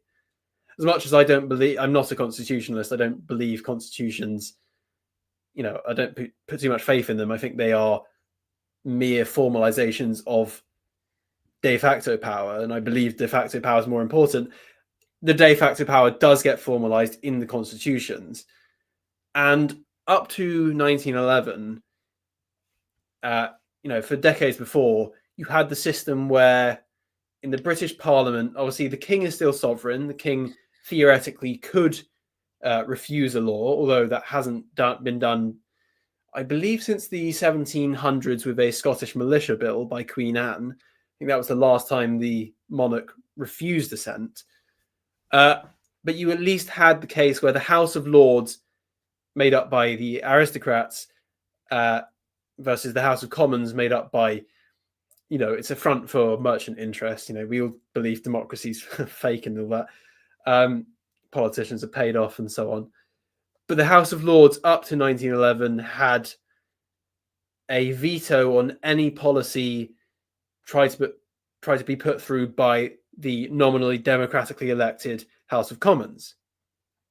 Now, in 1909, you had a bill put forward by none other than the worst leader ever, Sir Winston Churchill, called the People's Budget. Now, the People's Budget, what that would do is strip away a lot of power from the aristocrats. And, essentially it was a socialist budget, would have done a lot of harm to the country. So, unsurprisingly, the Lords vetoed it. They just said no. This created somewhat of a constitutional crisis, because it was generally accepted by precedent that the Lords wouldn't veto a budget. And if the government can't put through a simple budget, then, it's a big problem. So what happened was that the merchants who were benefiting from this budget, the people were not benefiting from this, by the way, the merchants conspired with the king, and, in a show that every Windsor king has been a weak bastard, the king said to the Lords, you either approve this budget or I will pack the Lords with as many compliant aristocrats or lords as I can until this goes through. And enough of the Lords caved in such that they passed through the 1911 Parliament Act, which finally removed the permanent veto power of the House of Lords. At that time, they turned it to I believe, a 2-year veto on most bills, but a 1-year veto on budgetary bills. And since then, the aristocrats have been unable to resist the power of the merchant class. So, Britain by 1911 was no longer the aristocracy of old. It had become, the modern decaying Britain of the civilizational winter, which is run by merchants. Mm-hmm. Mm. Or at least on behalf of merchants. Yeah.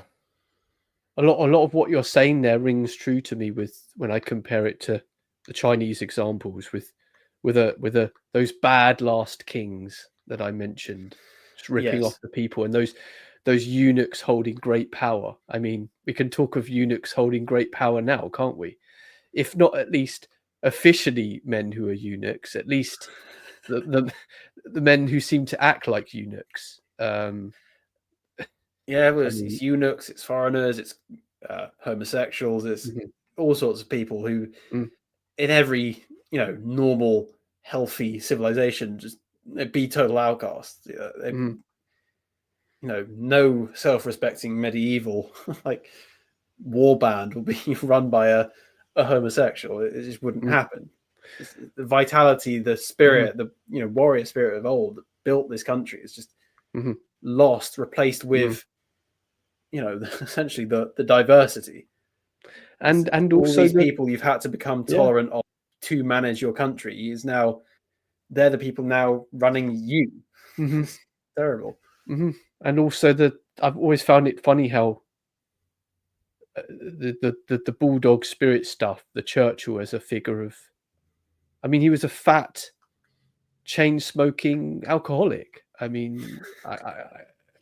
don't see much to admire. The fact that even he is considered the hero of the Tory party, and yet he spent about half his time in the Liberal Party. It's just absurd.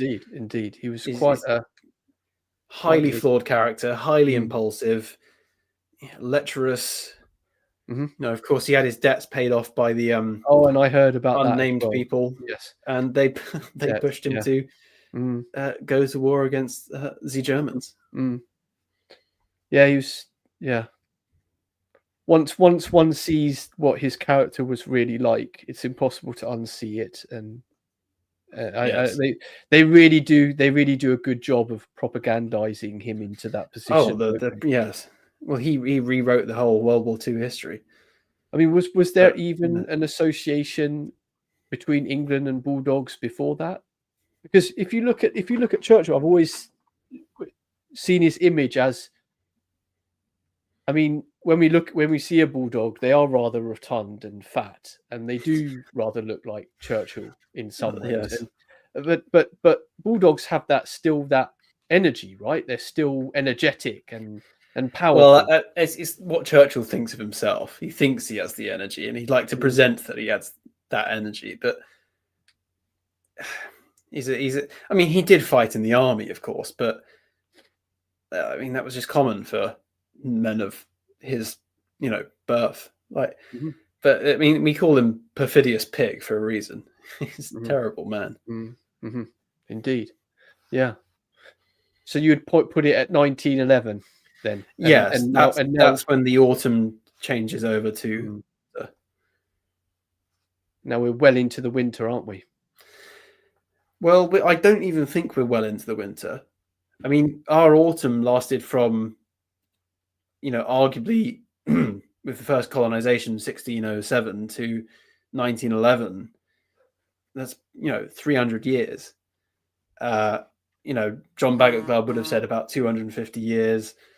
But I think we're still in for another couple of centuries of winter before things do collapse. I mean, 1911 to 2025 is only, what's that, 114 years? I mean, there's plenty left of this cycle to go on, and things will keep getting worse until, such a time as, they cannot be sustained. People do not have the skill, do not have the, capacity. I think collapse is still a long way off. Much of this country is terrible, but we're still going, and there's still a lot we could stop today. If we stopped all of the nonsense today, we'd be mostly fine.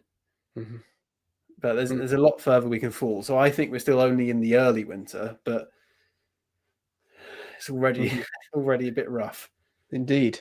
I mean, just reflecting on my daily life, I think I know a handful of people who are even aware of this. A handful. I mean, in my day-to-day life, not in my online life. I mean, in my day-to-day life. If you go back to the picture of the cycle, with the prosperity on it, that one. Yes. If you look at the top of the, prosperity peaks in the autumn and starts to decay in the winter. In fact, I think it starts to decay in the late autumn, but you can do enough fiddling with the numbers and, messing with statistics and hiding things and, redefining this as that. And, there's enough statistical, messing about that you can, for a long period of time, hide the decay. It's like Tony Blair with the crime statistics. Did he actually reduce the crime? No, he simply changed the way it was reported so that, it was no longer hard data. It was instead a crime survey. There's a lot you can do with that. And that's been going on, still largely goes on now. So you can understand why people think things are getting better. Technology is still improving. Things are getting more convenient. There are, of course, all these other problems. But, for someone who's not paying attention, you understand why they think things are getting better. But as I said in one of my videos, we are at the point now where you can't hide the decline. We're so far along, we're far along enough into the winter. This prosperity is going down at an increasing pace that you cannot hide it. What you can do is something like climate change. You can, I probably don't want to get this video demonetized, but if you can frame something as a good thing, frame decline as a good thing, frame degrowth as a positive thing for the climate, you have, made people accept decline. And that's what I think is going on. Like with so many things, it's pure decline. It's like the immigration. I believe it's to suppress wages because, number one, for profit, but also because, even the companies I'm familiar with, if they didn't suppress the wages, they'd be unprofitable and couldn't last. So they're hiding the fact that, they would naturally be unprofitable by artificially modifying the power, the power of labor. So you can't get paid enough.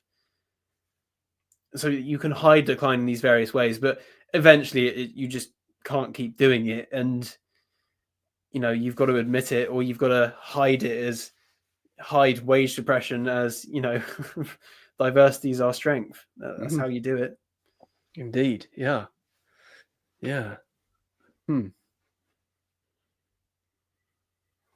Which is why I found it personally very helpful to compare, because if we consider ourselves in a vacuum, if we consider our civilization in a vacuum, and just compare ourselves to ourselves, sometimes that hindsight and that view can be very hard to find for some people. I know. Well, we get obscured by our own biases, and especially now we're propagandized and mistaught things on purpose. You don't have the honest reflection that you would when comparing China, for example. Yeah. I know. I don't consider myself an exceptional person, and I suppose that's one of the reasons why I make this channel. I just think, well, if I notice this by studying China, then maybe other people will too. Maybe someone else will, and maybe someone down the line who will notice these in spring, and maybe be able to do more than me. I'm just sort of like the canary in the coal mine, as it were, just saying, look,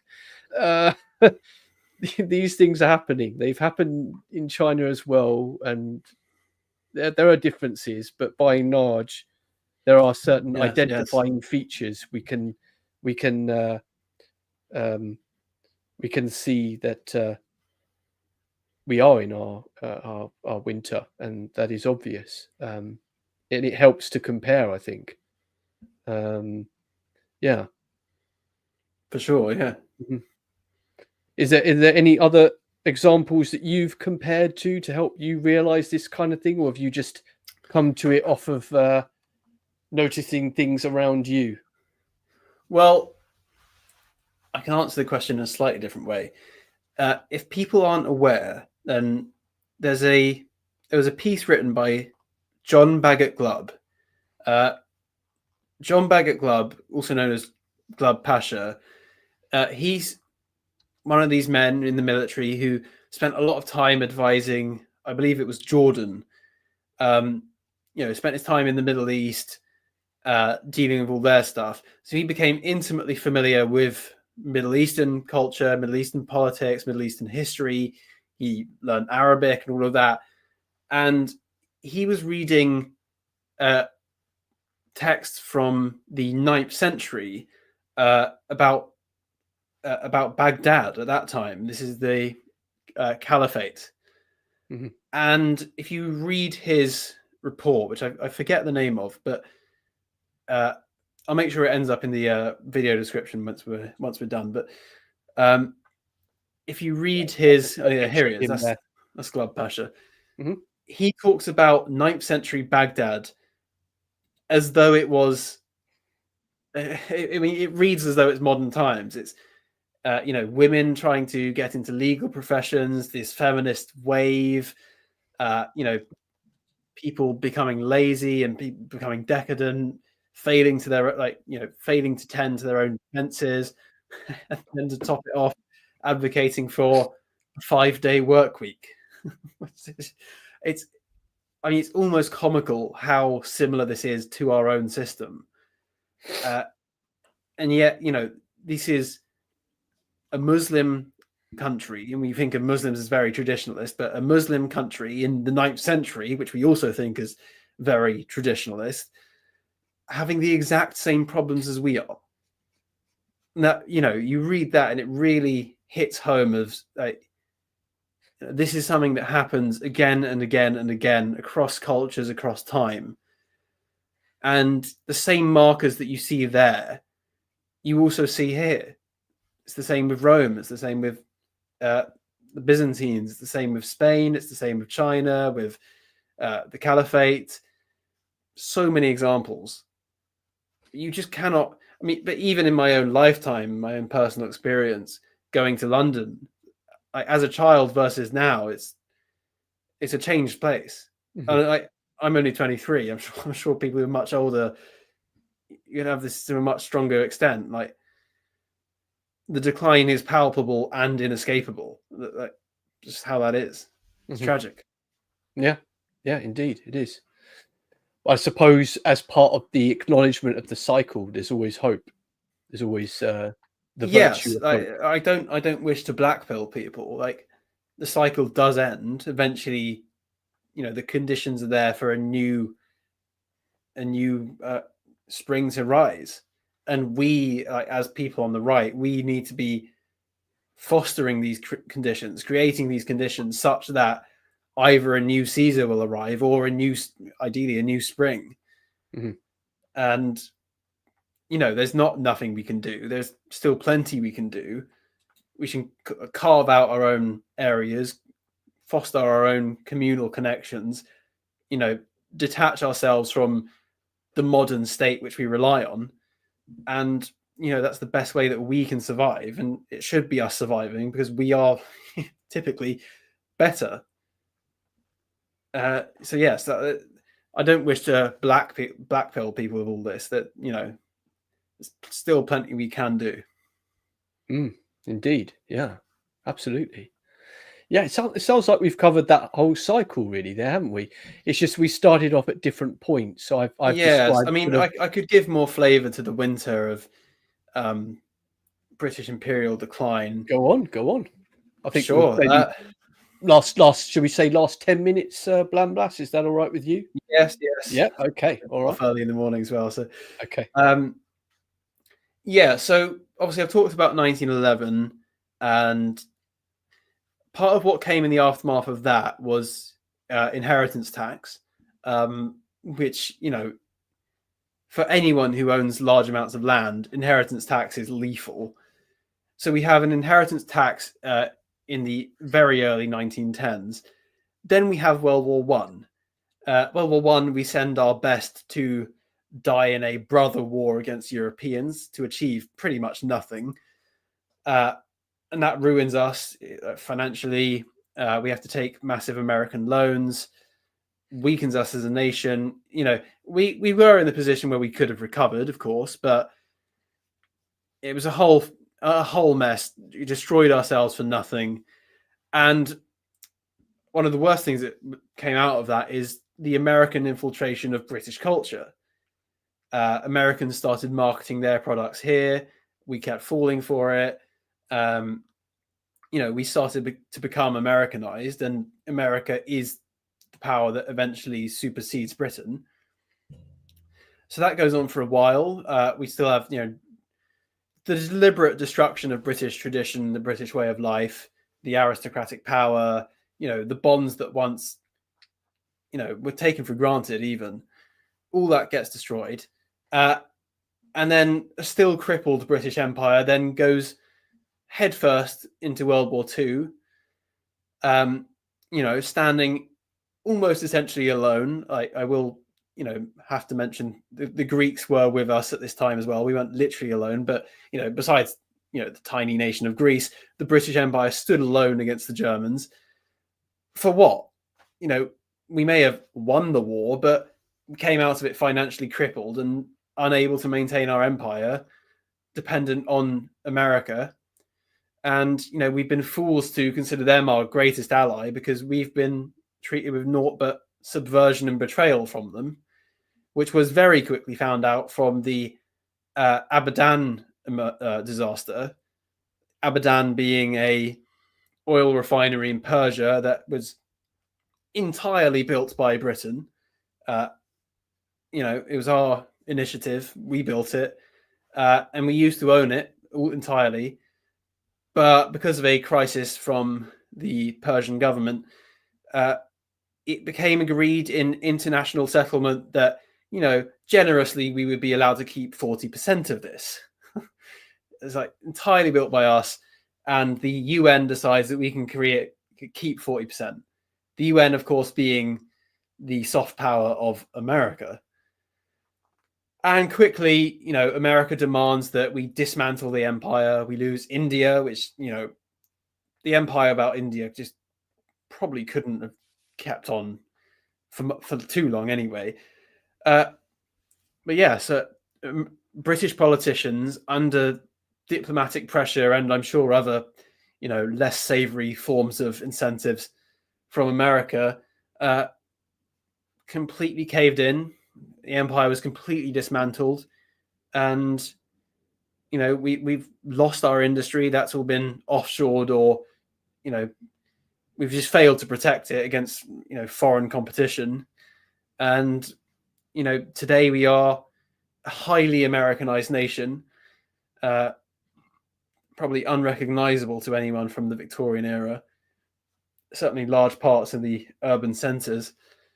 And we are essentially a cuckolded state under the global American financial empire. And it's all been very fast. And, if we didn't do the world wars, it wouldn't have happened. We didn't need to fight the second one either. It was for Poland, didn't you know, Blamblas? It was to save Poland. Yeah, give Poland to the commies. Yeah, right. Yeah, I know. It's awful. It's awful, but it's happened. And we're now, we can't do anything by ourselves. We've got the illusion of sovereignty, but it's nonsense. Absolute nonsense. Yeah, absolutely. Yeah. Yeah. Crikey. So I guess the question is, how did the Han fall? I did sort of thoroughly cover the Zhou a bit more, but basically it's in some ways similar to what you're describing, but of course very different. The Han defined themselves in opposition to the steppe horse peoples, and a very similar thing happened with Rome, in that in the end the nomads just overcame the walls pretty much after 400 years. But they integrated them into the army like the Romans did, and used them as auxiliaries and so on. But in the end, they took over, and that's why you get that that picture that I showed earlier about the move gradually south, with the steppe nomads taking over the north, and the Han Chinese generally moving towards the south over time. That picture there that I showed earlier, that one, right? Yes. So yeah, that's a top left, fairly typical sort of classical Chinese era population distribution, then gradually moving to the south over time, much like people here leaving the cities, right? Chinese left the Yellow River Basin, that was their basis of civilization. We're now leaving the cities because they've been taken over. It's no different in many ways. So yeah, that's how the Han fell as well. A very similar way to the Romans, I think. They lasted a bit longer, probably, as I would argue, partly because of the idea of a language unifying even a deeper unification than the Romans experienced. So yeah, it sounds like we pretty much covered it, Blamblas. Unless there's anything you think I've missed or that you need to add. No, I think that covers it up. I mean, the only thing to add is we await the coming spring. Yes, indeed, we all do. That's very much something that we're all working towards, I suppose, and bearing in mind, everyone listening, that it mentions their close-knit society there on the top. I know we're not there yet, but great oaks come from little acorns and all that. You know, we by its very nature, anything that's going to bring about a new spring is going to come from something very small now. So that's what we're doing now, and we must do it, and we will. We will. And we will do it, indeed. Thank you for joining me, Blamas. Of course, it's been a pleasure. Yes, and thanks for anyone who's listened. I hope this has been enjoyable for you. Very different from what I'm used to. I'm used to speaking on my subject matter and not perhaps British Empire, something I don't know so much about. And I've learnt something today, particularly that example about the Abadan oil refinery. I hadn't known about that before. So thanks for telling me about that. And that general as well that you mentioned. Very interesting. I've got him up on my computer. What was his name again? Something Pasha? Glubb Pasha. But his real name is John Bagot Glubb. John Bagot Glubb, a man who studied Arabic history and then noticed patterns. So, sounds very familiar to me. A man who studies another civilization and then, anyway, yeah, it's obvious. Thank you for joining me, Blamnas. Have a lovely evening. And cheers, thanks for watching, everyone. Goodbye. Cheerio. I think that's ended.